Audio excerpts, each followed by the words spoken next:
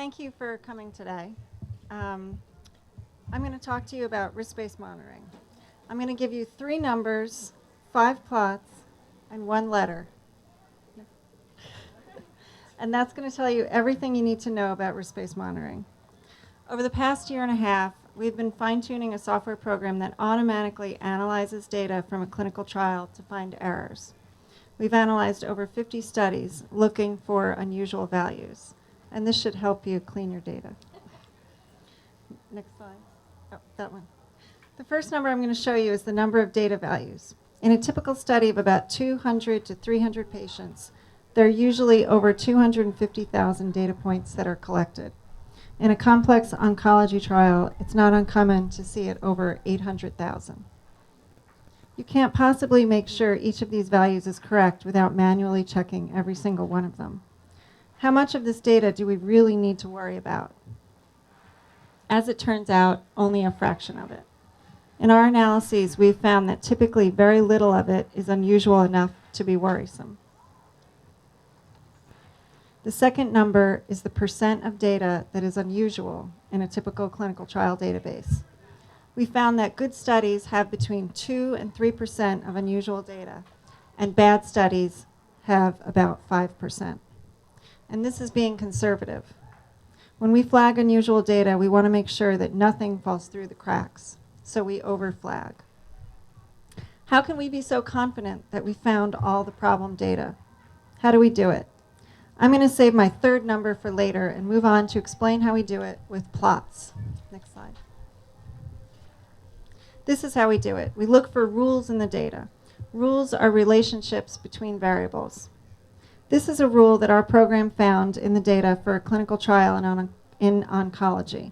This rule says that most patients who discontinued from this study have a date for end of treatment. These 4 patients up here in red are missing this end of treatment date.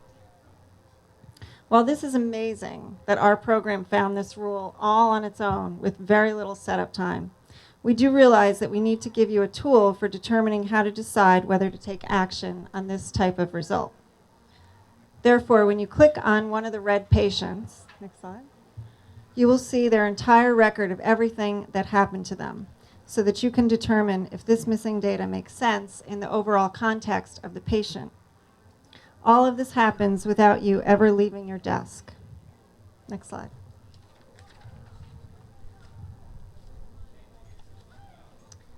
The thing that makes our program better than anything you've seen before is plot number 2. We classify similar patients together and adjust our rules for each type of patient. That means that our program is smart and can figure out if a rule that is extremely valuable in one group of patients is applicable to another group. How many of you have been alerted to outlier glucose values only to find out that they are from diabetic patients?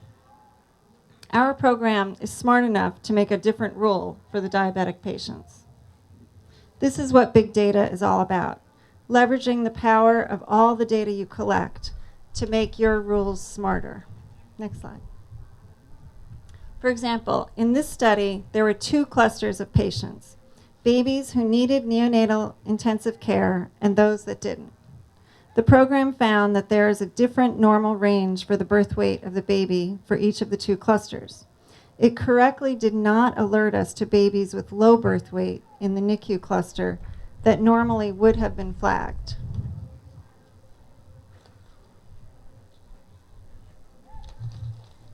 And at the same time, it did alert us to a baby that had a rather low birth weight in the non-NICU cluster that would not be flagged if we calculated a normal range for all babies.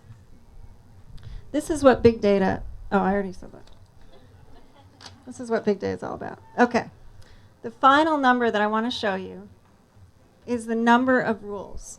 We see studies having between 1,000 and 2,000 of these relationships in the data that are strong enough to be called a rule.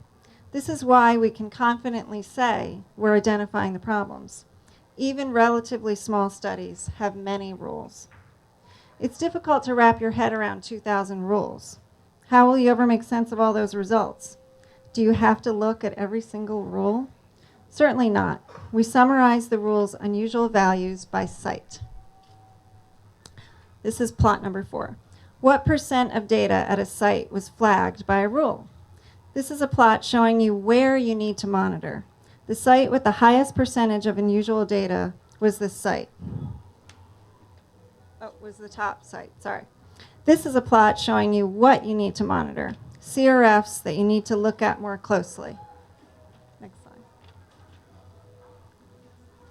So it was ConMeds in this study. Next slide. We also show you the specific fields on the CRFs that you need to look at more closely. And my final plot, this tells you who you need to monitor. Who are the problem patients? Who is causing trouble? These patients up here in red have the highest percentage of unusual data.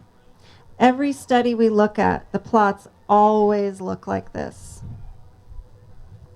The errors are always concentrated in certain places. They are not random. And our program tells you where, what, and who to monitor. It's very clear and it's very accurate. Still, we have a lot to look at. How about one letter that sums it all up? A grade. Based on the percentage of bad data, we can give a letter grade to your study as a whole and to every site. Next slide. You might still have lingering worries. Okay, I've checked out these problem sites, problem CRFs. I've queried and I've fixed things. Have I missed anything?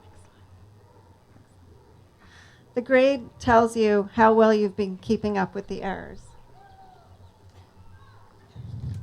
And best of all, you can do all of this yourself. You don't need to send us your data. It's easy to set up yourself, and you can be up and running in a couple of weeks. What is your data quality grade? Have you fixed all the issues? Next slide. Next slide. Thank you.